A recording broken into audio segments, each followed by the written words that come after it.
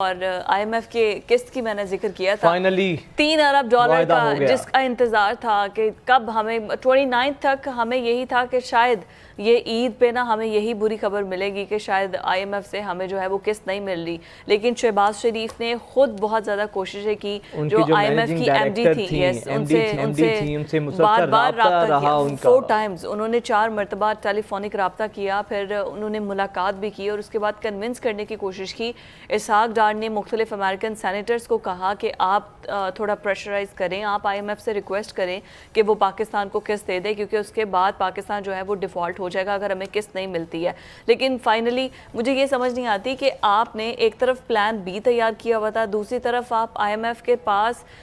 ہر شرط ان کی ماننے کو تیار تھے، جو بھی وہ شرط عائد کرنے کو آپ پہ تیار ہے، تو پھر پلان بی کیا تھا؟ لیکن ایک چیز کی خوشی ہے کہ جو ملک کو خدا نہ خواستہ ڈیفالٹ ہونے کی باتیں کر رہے تھے، اس قسط کے ملنے کے بعد وہ خطرہ ٹلا ہے۔ اب اس کی شرائط کیا ہے، کن شرائط کے اوپر یہ معاہدہ ہوا ہے، یہ جاننا بہت ضروری ہے۔ یہ کسی گورنمنٹ نے آج تک ریویل نہیں کیا کہ کن شرائط پر یہ معاہدہ ہوا ہے، لیکن ایک چیز تو طے ہے، ریویل نہیں کیا پتہ نہ چلے، لیکن عوام پر اس کے اثرات لازمی آئیں گے، ٹیکسز آئیں گے، جتنی ہم دیکھتے ہیں کہ قسط ملنے کے بعد ہوتی ہے، ایسا لگتا ہے کہ سارا پیسہ عوام کی جیب سے نکلوانا ہے۔ منی بل آتا ہے، پھر اس کے بعد مختلف قسم کے جو ٹیکسز ہیں وہ لگتے ہیں، ڈائریکٹ ٹیکسز لگتے ہیں، انڈائریکٹ ٹیکسز لگتے ہیں۔ اسی پر بات کرنے کے لیے ہمارے ساتھ جو ہے اکانومک ایکسپرٹ بھی موجود ہوں گے اور ان سے ہم پوچھیں گے کہ بھئی وجہ کیا تھی۔ پہلے تو اسحاق ڈار صاحب ہمیں بڑی آنکھیں دکھاتے تھے، شہباز صاحب کو جاتا ہے، عوام پہ ٹیکس لگانے کا، صاحب گو کے وزیر خزانہ ہے، ٹیکس لگانے کا نہیں، کہ یہ جو معاہدہ ہوا ہے جتنی ان کی کاوشیں تھی وہ کاوشیں رنگ لے کر آئی ہیں، اس چیز کا تو کریڈٹ دیں ان کو۔ نہیں، میں تو یہ کہہ رہی ہوں کہ بڑی اچھی بات ہے کہ ہمیں جو $3 ارب کی قسط ملنی تھی وہ ادا ہو گئی ہے، وہ مل گئی ہے، لیکن پھر اب یہ $3 ارب آپ یہ بھی تو دیکھیں کہ یہ ابھی مل رہا ہے اور اس کے بعد مطلب جب نئی گورنمنٹ آئے گی، جب الیکشنز ہوں گے، ہمیں پھر ایک نئے پروگرام کے لیے آئی ایم ایف کے پاس جانا ہوگا۔ سب سے پہلے عوام کو شرائط بتائیں کن شرائط پر یہ حاصل کیا ہے، سیکنڈ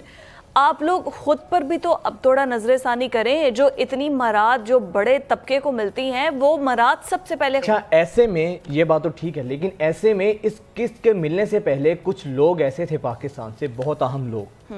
جنہوں نے باقاعدہ آئی ایم ایف کو خط لکھے ہیں کہ یہ قسط نہ دی جائے، باقاعدہ خطوط لکھے ہیں۔ اب جن لوگوں نے بھی یہ حرکت کی ہے، گو کہ ان کے سیاسی محرکات تھے اس کی پشت پر، یا پھر ان کے کوئی ذاتی مقاصد تھے، لیکن پاکستان کے ساتھ کم از کم وہ فیئر نہیں تھے۔ آپ باقاعدہ خطوط لکھ رہے ہیں،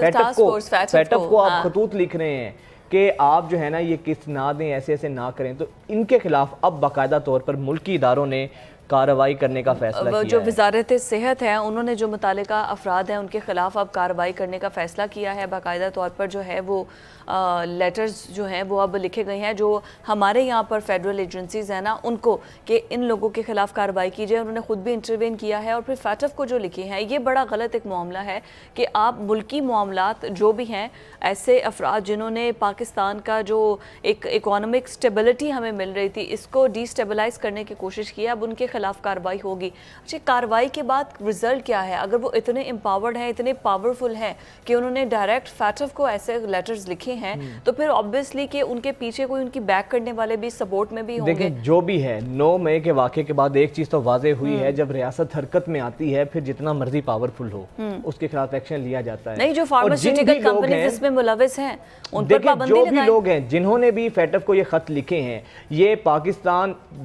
دشمنی کے مترادف ہی ہے نا، کہ آپ کیسے اپنے ملک کے، آپ اپنے ذاتی مقاصد ہوں، سیاسی مقاصد ہوں، یا جو بھی آپ کے مقاصد ہوں، جو بھی آپ کا ایجنڈا ہے، اس کا نقصان تو الٹیمیٹلی ملک اور اس ملک کے عوام کو ہونا ہے نا۔ تو اب خطوط لکھ دیے گئے ہیں، لیکن کاش اللہ کرے کہ ایسا ہو، ان کے خلاف کارروائی بھی ہو، ورنہ عموماً ہوتا ہے ایکشن لیا جاتا ہے، نوٹس لیا جاتا ہے، اس کے بعد عملی طور پر کچھ ہمیں دیکھنے جو ایسے جو فارماسسٹ اس میں ملوث ہے، کیونکہ لکھا تو یہ لیٹر جو گیا ہے فیٹف کی طرف سے مختلف فارماسیوٹیکل کمپنیز کی طرف سے اور فارماسسٹ کی طرف سے لکھا گیا ہے، تو ان پر سب سے پہلے پابندی لگنی چاہیے، ان کی پروڈکٹس پر پابندی لگنی چاہیے کہ آپ پاکستان میں رہ کر کاروبار کر رہے ہیں اور فیٹف کو آپ لیٹر لکھ رہے ہیں کہ پاکستان کے اوپر مزید پابندیاں لگائی جائے، पाबंदियां हटाई ना जाए, जिसका डायरेक्ट इम्पैक्ट आपका IMF की शर्त पर आ रहा है कि IMF जो है वो तब तक आपको किस्त रिलीज नहीं करेगा जब तक वो कहता है कि FATF की जो शराइत हैं या जो पाबंदियां लगाई गई हैं आप उस पर पूरा अमल करें। कि आपकी एक छोटी सी हरकत की वजह से कितनी ज़्यादा मुश्किलात आ रही हैं दोनों तरफ से, कितनी मुश्किलात आ रही हैं। अच्छा, इस छोटी सी हरकत का